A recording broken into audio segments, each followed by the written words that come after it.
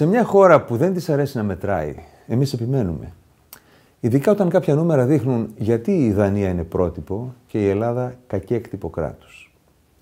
Στην Ελλάδα η τοπική αυτοδιοίκηση διαχειρίζεται το 2,8% του ΑΕΠ.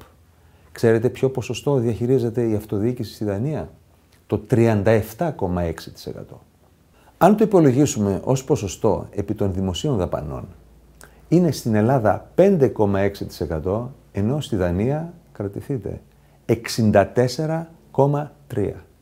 Ξέρω τι σκέφτεστε. Εδώ με το 5,6% και γίνεται το πάρτι των τροκτικών στην αυτοδιοίκηση. Σκέψου να έπαιρναν το 64,3%.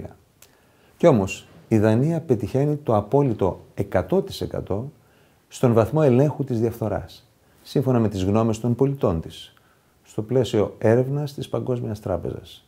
Ενώ η Ελλάδα, μαντέψτε, είναι τελευταία μεταξύ των χωρών της Ευρωπαϊκής Ένωσης με 56%, που και αυτό πολύ μου φαίνεται. Τι συμβαίνει λοιπόν? Πώς γίνεται στη Δανία η αυτοδιοίκηση να διαχειρίζεται τεράστια ποσά, αλλά όλοι να είναι ενθουσιασμένοι από τη διαχείρισή τους? Δεν υπάρχουν εκεί οι Παπαγεωργόπουλοι? Η απάντηση κρύβεται ξανά στους θεσμούς. Στη Δανία δεν διαφέρουν μόνο τα ποσοστά, αλλά ολόκληρη η φιλοσοφία χρηματοδότησης και διαχείρισης των πόρων της αυτοδιοίκησης. Οι πιο σημαντικές λειτουργίες της αυτοδιοίκησης στη Δανία είναι υπηρεσίες κοινωνικής πρόνοιας.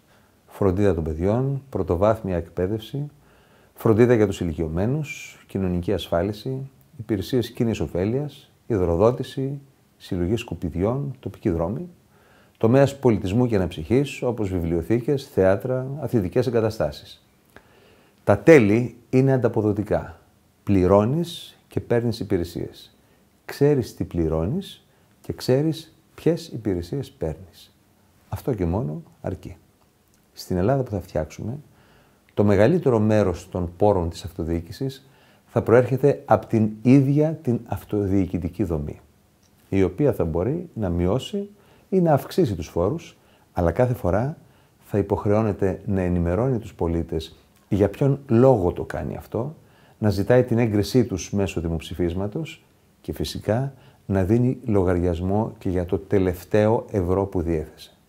Το πρώτο πράγμα που θα κάνουμε, αν μας εμπιστευτείτε, είναι να σας ανταποδώσουμε την εμπιστοσύνη.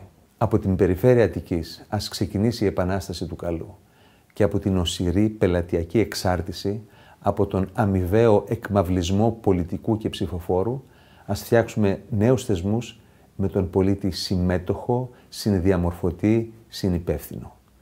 Δημιουργούμε μαζί. Η ζωή θα έχει το δικό σου αποτύπωμα.